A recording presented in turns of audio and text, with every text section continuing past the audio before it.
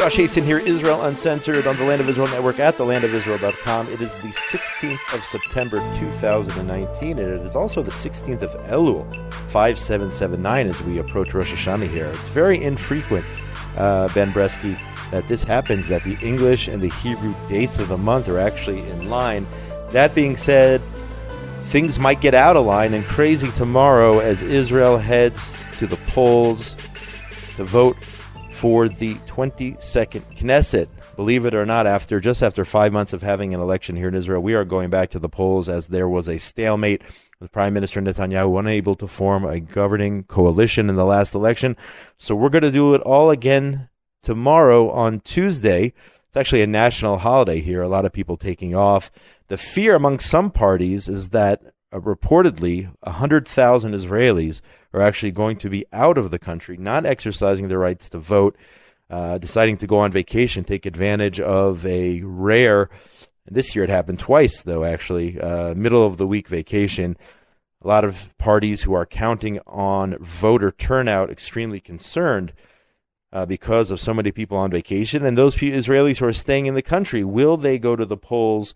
Will they go out and exercise their democratic right, which is, you know what, it's an unbelievable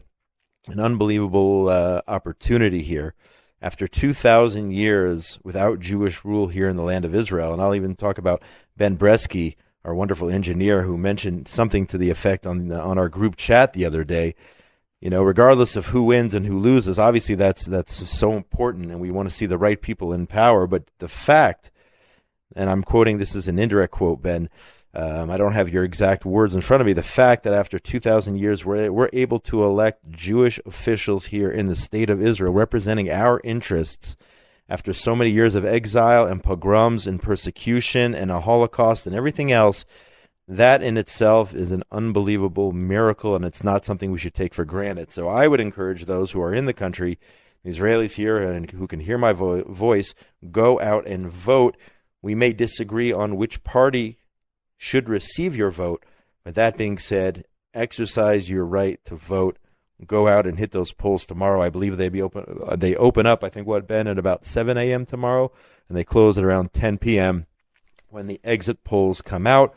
Coming up on the show here today, we're going to be speaking to a member of the Yamina party, Jeremy Saltan, and possibly members of other parties as well. Let's see how today's show plays out. But don't forget, you can get in touch with me during the week, Josh at thelandofisrael.com. On Facebook, it's Joshua Hasten or Josh Hasten, Israel Advocacy and Journalism. On Twitter, at Josh Hasten. And on that note, let's bring up Jeremy, the man, Saltan, who's been a Knesset insider many times on this show. But for all practical purposes, tomorrow he is representing he was running actually the campaign for the Anglos within the Yamina party. He's also on the list of the Yamina party. He's down on the list. Very unlikely that he'll make it in the Knesset this time. With that being said, I'm sure Jeremy Saltan will be a member of Knesset in elections in the future, whether it's in 4 years or 8 years, who knows what.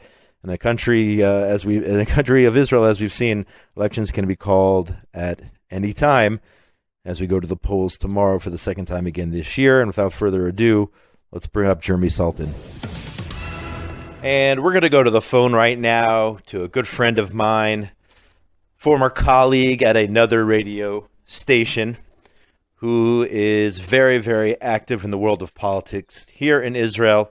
Jeremy, the man Saltan, who's been our Knesset insider many times before. He is the English campaign manager and also a candidate for Knesset for the Yamina party. He's actually number 11 on the Yamina Chadash list, which puts him at 23 after the parties merged on the actual Yamina list. We are 24 hours away, less than 24 hours away from the polls opening here in Israel to elect the 22nd Knesset. Jeremy Saltan, thanks so much for taking time here on your extremely busy schedule a day before the elections. Of course. For you, Josh, it's awesome to be with you. I appreciate it very much. Jeremy, let's get right to it. If I am a voter, which I am here in Israel, and I have just 24 hours to make up my mind, I want you to try to convince me why Yamina is where I should be casting my vote tomorrow. Yamina means rightward in English, and that's what we want to do. We want to take this government and move it rightward.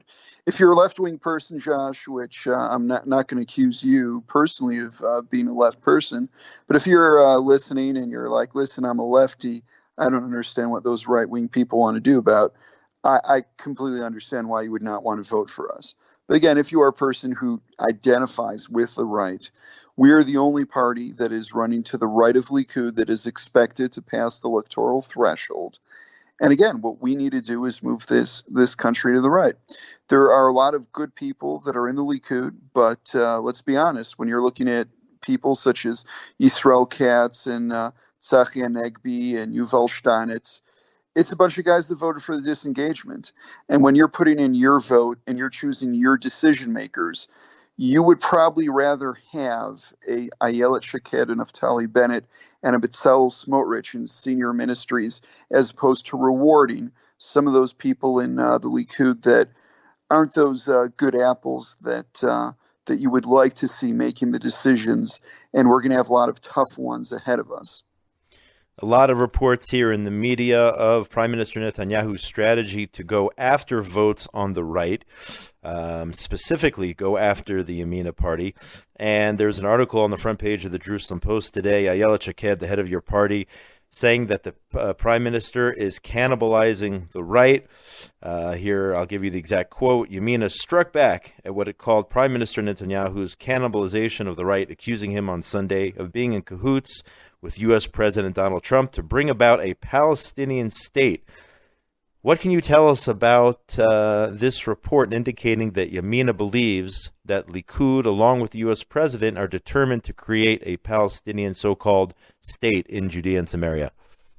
Look, both Ayelet and Naftali have been security cabinet members for years. As you know, also right now you have Rav Rafi Peretz and Bezalel Smotrich from our Yamina list who are currently, if you go ahead and you take that and a lot of meetings that they've had with American officials, you combine that with statements which have been released both by the Prime Minister and by the American government as well, the officials working on that plan. At this point, you can get a pretty good idea of what we're talking about. Of course, the Likud say that they, as well as the Trump administration, that the map that we produced is not one that they feel is accurate. So Ayelet called last night the Trump administration and Prime Minister Netanyahu should just release the map that they feel is correct. This is one of the most important times in Israel's future where you have a very, very good pro-Israeli government with Trump. If we're looking at, recognizing Jerusalem, moving the embassy, killing the Iran deal, applying recognizing the application of Israeli sovereignty in the Golan. This is a very pro-Trump administration. But the question is, what is this deal of the century? What is on the table? What does this mean for refugees? What does this mean for Jerusalem? And it's going to be very, very difficult for Netanyahu to be able to stand up to Trump because he got a lot from Trump. And it's going to be a whole lot easier for him to say, listen, I got these, guys, Shaked and Bennett and Smotrich, and it's very, very difficult for me to do what the stuff it is that you want me to do. And if I do, I just won't have a coalition. And like I said, what we are trying to do is move rightward. And we call on those who have the real map, and there is obviously a real map out there, to go ahead and expose it, because Israeli people have a right to know what that plan is before we go to the polls. To go ahead and say this is not the correct map and decide to say that only after the elections it will be released, that is not respecting the Israeli democratic process or the Israeli voter. So if somebody has not seen that map which we're referencing, the caption on the map is "Stop the Strangulation Plan." And it actually shows a whole network of roads which connect Jewish communities in Judea and Samaria. However, all the other areas, other than what are called the blocks of communities, I'm talking about Ma'ale Adumim, Ariel, Gush Etzion, all those other areas are, according to this map, slated to be part of a potential PA state or some sort of entity in which it would be, what you say here, a strangulation, where in order to get from one community to another, you would have to pass through extremely dangerous terrain, perhaps, in order to get there.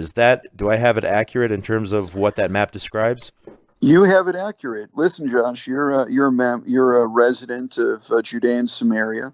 You have to look at that map and see if that's something that you feel comfortable with. Those who don't live in Judea and Samaria need to ask themselves if that is the only part that we're going to retain as part of the deal of the century with the strangulation plan. Are we going to be in a place where you're going to feel safe if you're living in Kfar Saba or, frankly, Petach Tikva or Tel Aviv? So this is a real issue. This is something that we need to have a very big focus on. And like I said, unfortunately, we have a Likud party, which, although you have a lot of really great guys there, you have some guys who are not the best apples, who have had, unfortunately, really, really bad voting records when it's come to a lot of right-wing issues. And to me, the one thing that I keep coming back to is the girush, is the disengagement. I don't want to see in the security cabinet people who got that so wrong get a promotion and get a better job. That's just, my position, and that's the position of the party. We want to see, like I said, Shaked, Bennett, Smotrich, Peretz. We want to see these people in really good ministries. We want to take this government and move it rightward. We do have respect for the prime minister. He's done a lot of good things, but there are a lot of question marks that are very heavy, that are weighing upon us as we are less than a day before the election. Let's not make the mistake that we've made in the past. Let's not go Likud. Let's go Yamina. Let's move it rightward. So the mantra of Likud over the last several days, and we've seen this in previous elections, specifically the one that took place 5 months ago, the Likud under Netanyahu is saying time and time again, you must vote Likud because we need to be the biggest party. Netanyahu, of course, saying that at this point, despite what the polls are saying, he says Likud is losing. And that is the strategy to create an image that Likud is now losing. And he says that you should not vote for a Yamina or an Otzma or any of the other parties on the right for the simple reason that Likud must be the biggest party. I want you as representative of Yamina to give your take on his logic, and how would you counter that? Look, Netanyahu's wrong. He's wrong, number one, because he's trying to make a strategic vote argument as opposed to telling people to vote for their values, which, again, is just a very disappointing thing, that's what he's reduced to doing. The second thing is the strategic argument that he's going with is false. Why is that false? He was prime minister in the 90s. Labor was bigger than him. He was prime minister in 2009. Tzipi Livni was bigger than him. He was prime minister in 2013 after the break between Israel Beitenu and Likud, since they had originally run on a joint ticket. Yesh Atid was larger than him, yet he was still prime minister. You just need to open up Google or look at the history books. Netanyahu has been prime minister again and again, regardless if he is the largest party or not. In fact, the only time where he was the largest party was in the previous government in 2015. Every other one of his terms, he was in a situation where he was not. Now, let's talk about how we do choose a prime minister in Israel. It's a three-phase process. The first one is, yes, you choose the parties. If you choose for a party that does not pass the electoral threshold, then you really do run into a risk of, unfortunately, not being part of the game. But the second phase is the president's residence. You go ahead and you nominate a prime minister candidate. And let's talk about the truth here. There are only two people who are right now running for prime minister. It is Netanyahu and it's Gantz. We've endorsed Netanyahu time and time again. Ayelet did so even last night again. I'm happy to do so again this morning. We will recommend Netanyahu in the president's residence.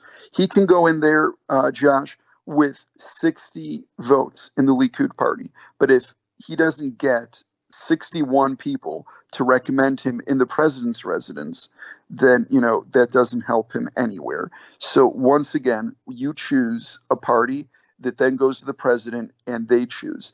The distribution of seats between Likud and Yamina on a strategic level when it comes to the president's residence does not matter at all. There is no difference That is what the law says. You can Google this. You can go to Basic Law, the government, and read and see that what the Likud line is, what Netanyahu is saying, is simply not true. And of course, the third vote is the confidence motion that's passed after the coalition agreements are signed in the Knesset. Once again, there is no difference in terms of the identity of the prime minister, assuming you are going ahead and going on the right. And as Ayelet Shaked said yesterday, instead of trying to expand the bloc, instead of trying to go ahead and get additional voters that are right now considering voting for Lieberman, who is formerly in the right-wing bloc, what Netanyahu is doing is trying to cannibalize his only right-wing party, the only party that is running to the right of Likud. And again, he's choosing to do this because a lot of us are very worried that there is a plan that will be beneficial to him not to have such a strong right party to the right of him in this government. You know, this is a very, very clear strategy on his part to go after Yamina voters as opposed to going to Lieberman voters or blue and white. You know, I'll tell you one more thing on this, Josh. Sure. Last week, we voted on cameras. I called on the prime minister to vote on the annexation plan, to apply Israeli sovereignty to the northern Dead Sea and Jordan Valley. That's what he said. That was a campaign promise. I said, Prime Minister Netanyahu, listen, if this is really part of your value system and this is really what you want to do, let's vote on this in the Knesset tomorrow instead of voting on the camera bills. You know, it bothers me that the cameras was important enough for him to bring to the Knesset before this election, but it wasn't important enough for him to bring this. Well, there you have it, folks. We're going to let him get back to work right now, a day before the election. That is the position of the Yamina party. I'm speaking to Jeremy, the man, Saltan, the English campaign manager, and he's also a candidate for Knesset. Number 23, Jeremy, will we see you in the Knesset after tomorrow's vote? I think that's the most important question here today. I will be very, very surprised, Josh. If you get 23 seats? If we get 23 seats, I will be very, very, very surprised. Well, there's no poll that has been released during the entire 6-week process since we released the final candidate list that has had me in Knesset. But like I said, it is our goal to get as many seats as we can, because every single seat Yamina gets, that is a seat that you know will be safe in terms of promoting Eretz Yisrael, as well as Am Yisrael, as well as taking care of Torah Yisrael in a more moderate, modern Orthodox fashion. Good luck to you, Jeremy Saltan, and if you don't make it yourself into the Knesset tomorrow, I'm sure you will. Down the road, you're just getting started here. You're a young guy. You got other elections in the future, please God. So on that note, good luck tomorrow, and we'll speak in the future.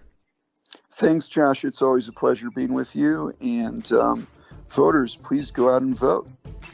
We're going to take a break right now and come back with much, much more. This is Israel Uncensored on the Land of Israel Network at thelandofisrael.com. It is the 16th of September, 2019, the day before the election here in Israel for the 22nd Knesset. Much more to come on the show. Don't go anywhere. We'll be right back. Prime Minister Netanyahu, Benny Gantz, Avigdor Lieberman, Yair Lapid, Bezalel Smotrich, Moshe Feiglin. What's going on behind the scenes as Israelis prepare to go to the polls on September 17th? Tune in to Inside Israel Today on the Land of Israel Network on thelandofisrael.com for all the action as it happens.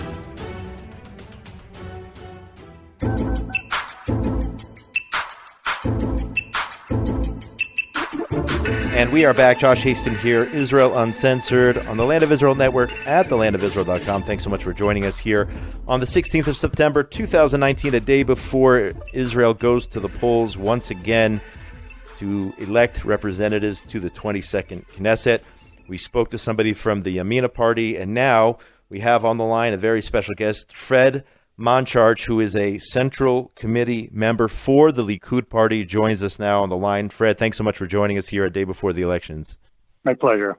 For the undecided voters out there who perhaps are leading to the right, why should those people vote Likud?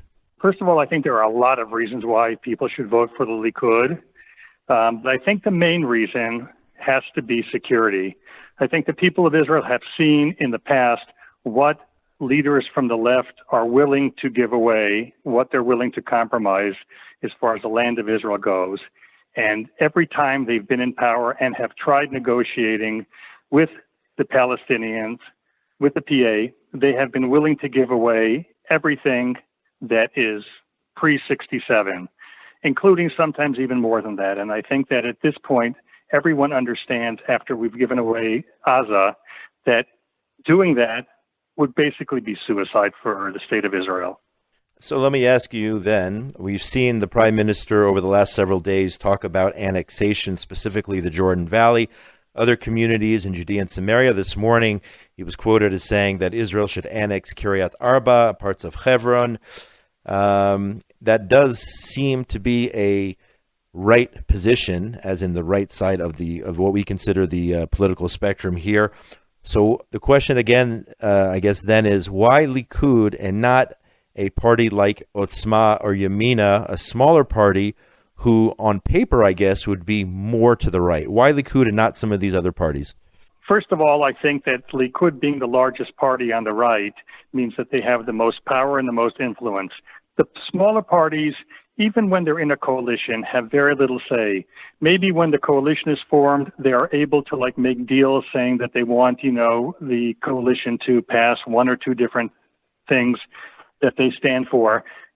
And that's it. They don't have much input other than those one or two things that they might negotiate when the coalition is formed. After that, they're just sitting there and they're voting with the coalition, and they don't have the ability to make the kinds of decisions that Netanyahu can make on a daily basis, being the head of the Likud party, the largest party of the coalition. And I think along with that, John, goes the fact that you need somebody, we always need somebody who has excellent relations or the ability to have excellent relations with the powers in the world that have much greater influence on Israel than, we would like to believe that Israel on its own could just do whatever we wanted.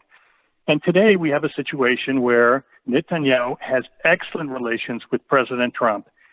These kinds of situations don't just, happen overnight. And nobody in the Otzma party or someone like Bennett, even someone like Ayelet Shaked, does not have the same kind of relationship with Trump and would not be able to do or to ask President Trump the kinds of favors that Netanyahu was able to ask and to get from someone like President Trump. Now, yesterday, I don't know if you saw this, Yamina came out with a map of Judea and Samaria, claiming that the Trump plan would include essentially the establishment of a PA state in Judea and Samaria. The caption under the map says, "Stop the strangulation plan." Is there any basis from what you know on that map being part of the Trump administration's deal of the century, or is this just being used for the sake of politics here? I cannot say that I know for a fact one or the other, but I did see the map, and my first reaction to it was the following. Number one, it shows that Trump and his people are willing to concede the Jordan Valley to Israel under Israel's sovereignty, which is huge. From a security point of view, it's huge. It means that if nothing else, nothing can come across from Jordan to what would possibly be a PA state. We would have control over that area. It would be huge for Israel to get sovereignty over the entire Jordan Valley from the Dead Sea.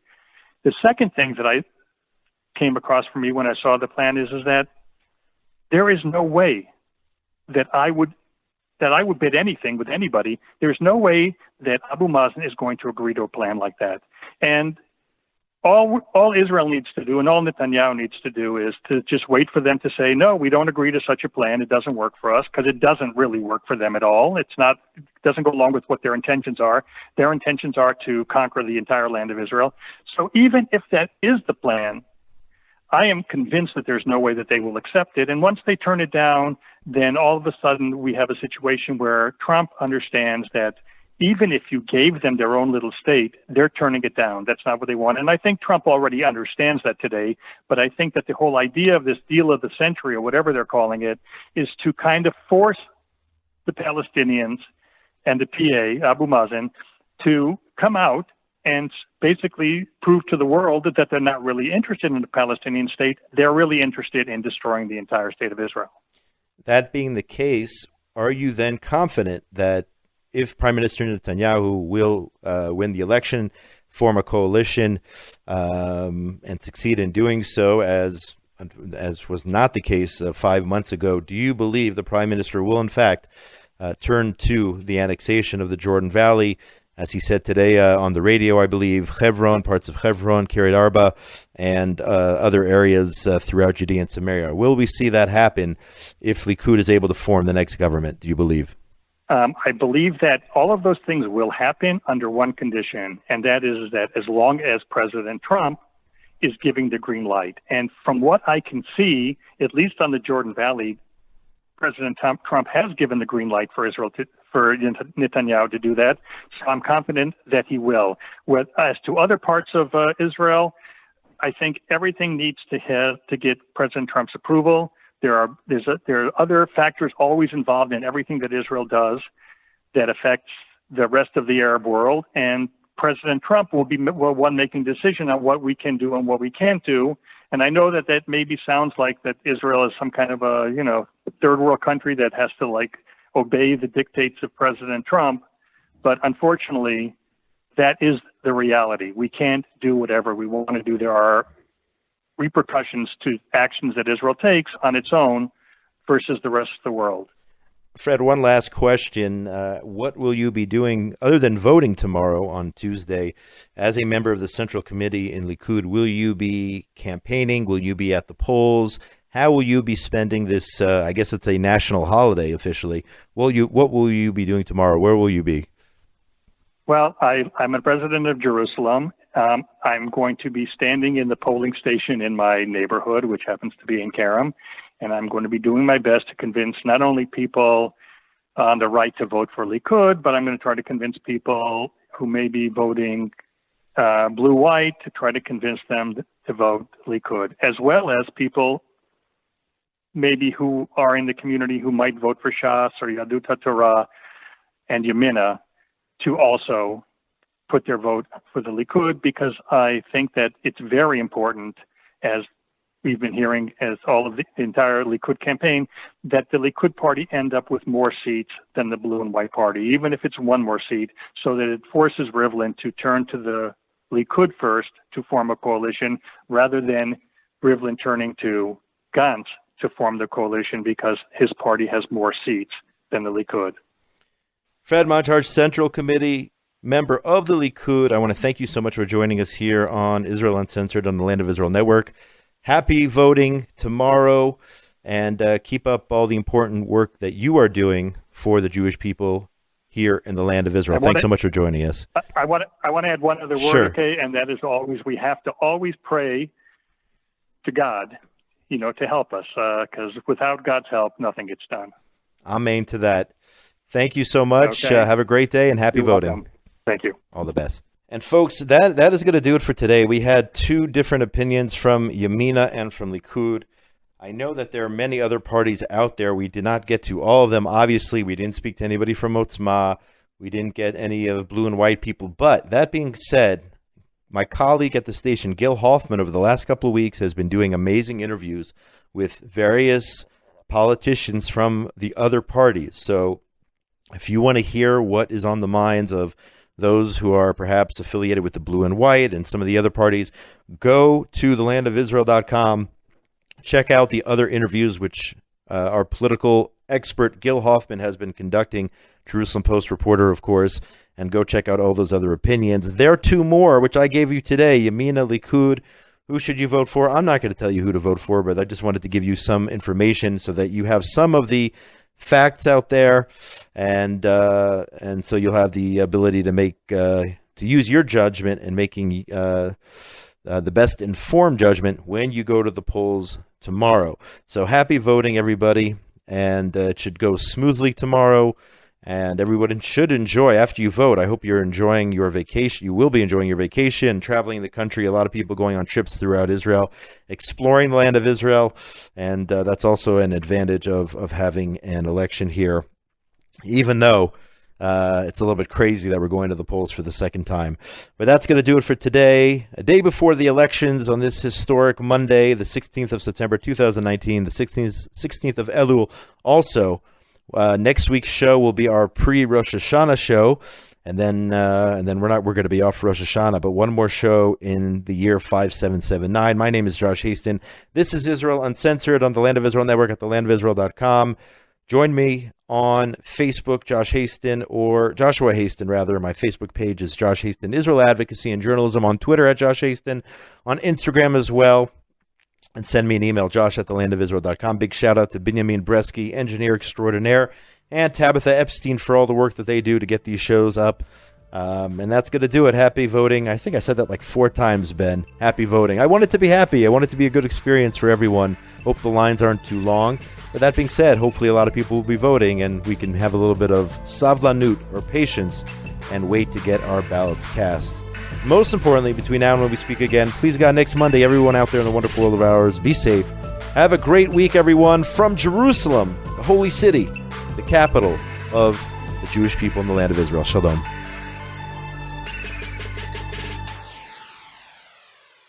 You know, it's not just a refinement of the Jews, and it's not just the strength of the Israelis now, but there is a whole world of the nations that are a part of this process, and they are being refined just as well, and they are going against the grain. With the rise of anti-Semitism, it's going to get harder and harder to stand with And there's Israel. no running away from it either. I mean, there's nothing greater than living as a Jew, especially in our world today, where we see the ingathering of the exiles from all around the world. They're coming back to the land of Israel. We have our own state.